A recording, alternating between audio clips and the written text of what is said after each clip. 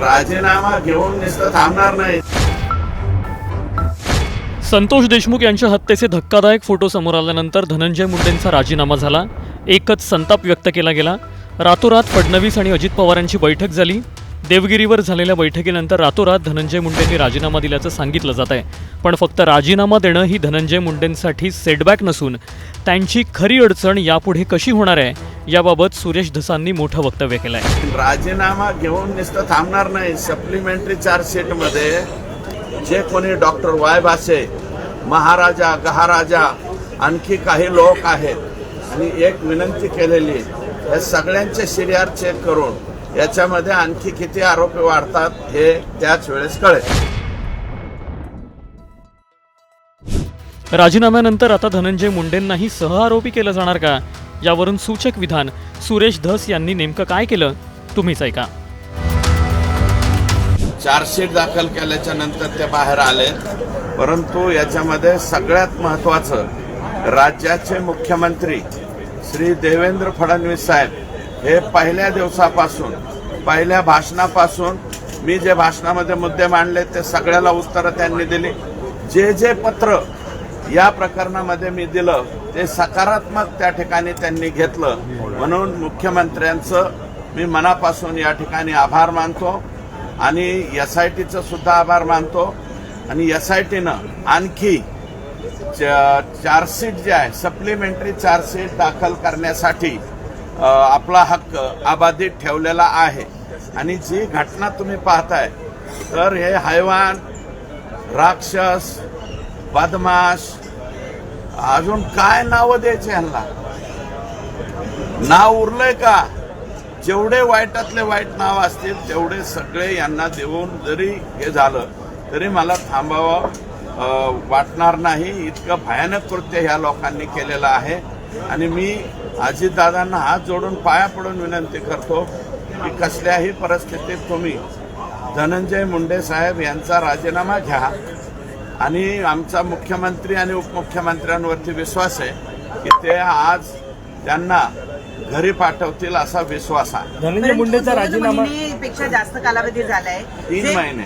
जे फोटो आज आपण बघतो आहोत हे फोटो मुख्यमंत्री उपमुख्यमंत्री यांच्याकडे तब्बल 2 महिन्याच्या आधीपासून असावेत असं बोललं जात आहे. आणि तरी सुद्धा जर त्यांचा राजीनामा होत नसेल तर हे निर्ढावलेलं सरकार आहे असं म्हणतात. हे पहा, माझं मत असं आहे की हे फोटो आणि हे सगळं जे आहे चार्जशीट त्यांनी दाखवलं. माझ्या 1400 पानी चार्जशीट आहे. माझ्या हातात फक्त 32च पानं आतापर्यंत पडलेले. काही गोष्टी कोर्टाच्या समोर कोर्टाकडनं परमिशन घेतल्याच्या नंतरच पुढे येतात. त्याच्यामध्ये राज्याचे मुख्यमंत्री आले, कारण ही कोर्टाची बाब आहे.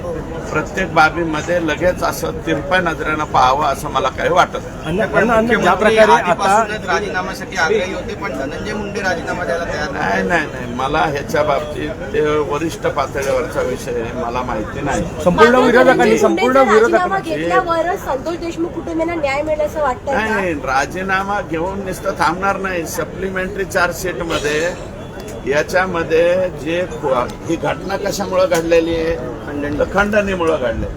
तर खंडणीची एक बैठक 7पुडा ह्या त्यांच्या निवासस्थानी झालंय हा माझा आरोप अजूनही तसाच आहे. त्याच्यामुळं त्याचंही उत्तर त्यांना या ठिकाणी द्यावं लागेल. आणि जे कोणी डॉक्टर वाय भासे, महाराजा, गहाराजा, आणखी काही लोक आहेत आणि एक विनंती केलेली, या सगळ्यांचे सीडीआर चेक करून याच्यामध्ये आणखी किती आरोपी वाढतात हे त्याच वेळेस कळेल. धनंजय मुंडेंचा राजीनामा आता मला असं वाटतं सगळा महाराष्ट्र हळहळलाय. मला वाटतं इथं समोर माझे जे तुम्ही सगळे लोक दिसत आहेत उजव्या बाजूला, डाव्या बाजूला, सगळ्यांच्या डोळ्यात पाणी आलं असेल. ज्याला हार्ट आहे त्या प्रत्येक माणसाला, आणि हे हार्टलेस उत्तरं दिलेली आहेत धनंजय मुंडे साहेबांनी. 12 डिसेंबरचं त्यांचं स्टेटमेंट काढा ना, तुमच्याकडे असेल ना. काय म्हणलं ते, या अशा घटना महाराष्ट्रातल्या प्रत्येक जिल्ह्यात घडतात, देशातल्या प्रत्येक जिल्ह्यात घडतात. आणि आमच्या पंकजाताईंना जर प्रश्न विचारला तर पुण्याचा प्रश्न विचारा, बीडचा प्रश्न विचारू नका असं त्या म्हणतात. त्यांच्याकडे पर्यावरण खात्याची जबाबदारी आहे. मला वाटतं महाराष्ट्राची जबाबदारी आहे का संपूर्ण जगाची जबाबदारी हे मला माहिती नाही. आणि इथून पुढं मीडियाला माझी विनंती आहे, शक्यतो महाराष्ट्राचे प्रश्न त्यांना विचारत जाऊ नका. ट्रम्प, बायडन, त्याच्यानंतर गाझापट्टी, जर्मनी, त्याच्यानंतर आणखी कोणता, दुबई, तिकडचे प्रश्न विचारित जा. कारण त्यांना बीड जिल्ह्याबद्दल काही सोयीसूतक राहिलेलं नाही. कारण हा संतोष देशमुख आत्ताच्या लोकसभेला सुद्धा एका बूथवर भारतीय जनता पार्टीचा बूथ प्रमुख आहे आणि धनंजय देशमुख सुद्धा भारतीय जनता पार्टीचा बूथ प्रमुख आहे. आणि भारतीय जनता पार्टीमध्ये बूथ प्रमुखाला अनन्यसाधारण महत्व आहे.